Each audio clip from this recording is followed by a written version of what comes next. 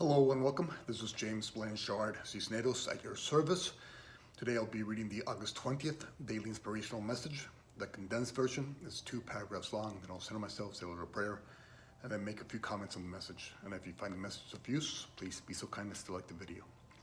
Okay, here we go. The title: Reducing Negativity in Our Life. Paragraph 1. God is love in all. Thus, anytime we are perceiving something as unloving or negative in nature, it is because we're not seeing the opportunity that is being presented to us. God, being love in all, uses everything for good. In one way or another, God uses all of our experiences to lift our level of consciousness, to help us grow, heal, and awaken. If everything in our experience offers us these gifts, then can something ever really be negative in the first place? Today, let us practice discovering, seeing, and understanding the positive within the so-called negative. Let us learn to see the truth within the illusion, the lesson within the challenge, the light within the darkness, and the purpose within the pain. Paragraph 2. Today, if negative thoughts try to rule over us, let us take a deep breath and consciously stop that line of thinking. Let us then recognize that we are in a state of mind that is not representative of our loving nature.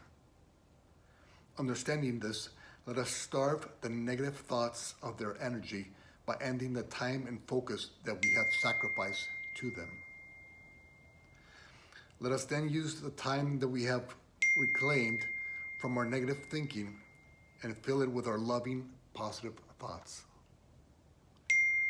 As we continue to invest more of our time, focus, and energy into loving and positive thoughts, the negativity around us begins to dissolve away. As the time, focus, and energy we put into negativity diminishes, so too will our propensity for negative thoughts and thinking.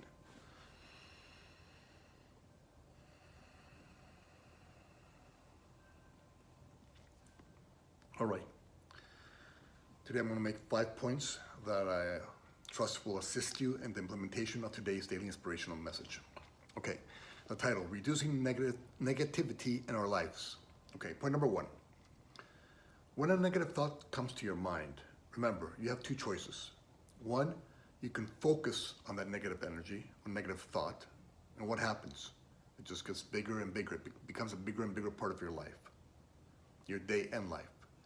Or 2, you can consciously stop that negative thought right there on its tracks and make a conscious decision that you will not sacrifice any more of your time, focus, or energy to that thought. That's point number 1. When a negative thought pops in, you can either continue to think about it and it creates a bigger part of your life, becomes a bigger part of your life, or you can stop it right there on its tracks and slowly it diminishes away. Okay, point number 2. Remember, you have co-created your journey with the divine, with perfection. And thus your journey must be perfect for you. And so everything, both the negative and the positive, is going to be used by God for good. And so you can have a certain level of peace knowing that God is going to use this negative situation, negative thoughts, negative emotions to help me grow, heal, and awaken. That's point number 2.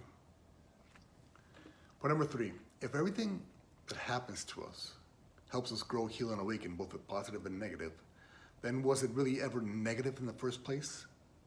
If we're able to turn our past experiences or difficulties or negativity into wisdom and knowledge and understanding, if we're able to be wiser people because of our life experience, even if it was so-called negative, was it ever really negative in the first place? If it made you a wiser, more compassionate human being? So that's point number 3. Everything is here to help us grow, heal, and awaken. And so what you think of if it's negative may not be negative. Okay, point number 4. Understanding that all our negative experiences are here to help us grow, heal, and awaken. Let us use them now as triggers. Okay, Triggers that help us recall, okay, this is a negative thought.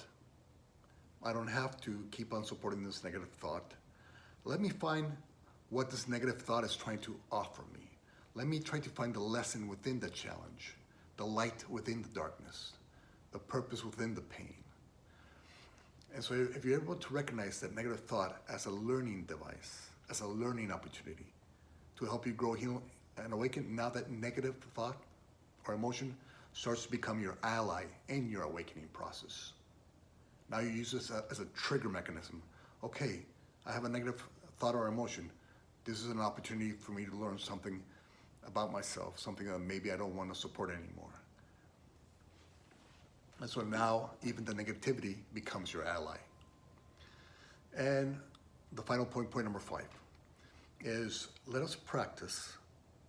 Once we stop that negative thought, let us replace it with its opposite. And so if we're having judgmental thoughts, let us find a way to, judgmental, resentful thoughts, let us find a way to offer forgiveness or compassion to the situation, to ourselves and to our brothers and sisters.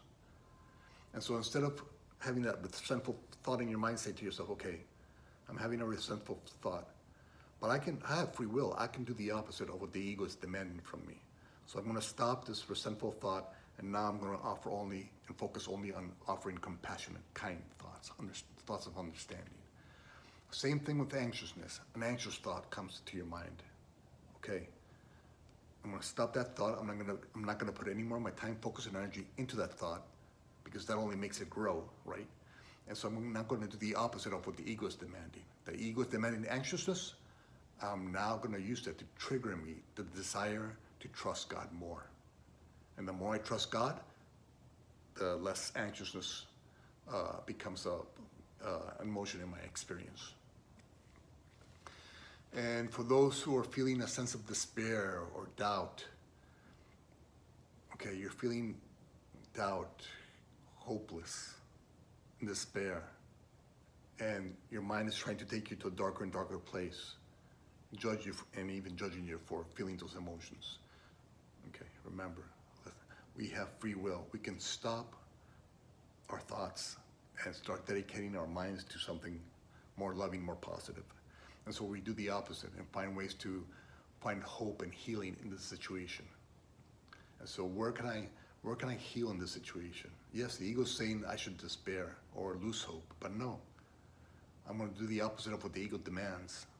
And I'm instead going to align with love, with the mind of God, and find the way to hope and healing. And so we use those negative emotions and thoughts, and we use them as a trigger device to help us choose the opposite thought, a thought that is in alignment with the mind of God, with love. And so when we do that, the more we align with love, the less these negative thoughts have a place in our life, and the lesser and lesser part in our life they play, and little by little they dissolve before our light understanding, as long as we keep on focusing on the light within us and seeing how everything that God offers us can actually be a gift of growth. And so if everything is a gift of growth, even these negative thoughts are going to help us in some way, shape, or form grow, heal, and awaken, and become a brighter light in this world for our brothers and sisters. All right. Thank you very much for your time. I love you very much. If you can be so kind as to like this video, it would help the listening process. And God willing, we will see each other tomorrow. Peace.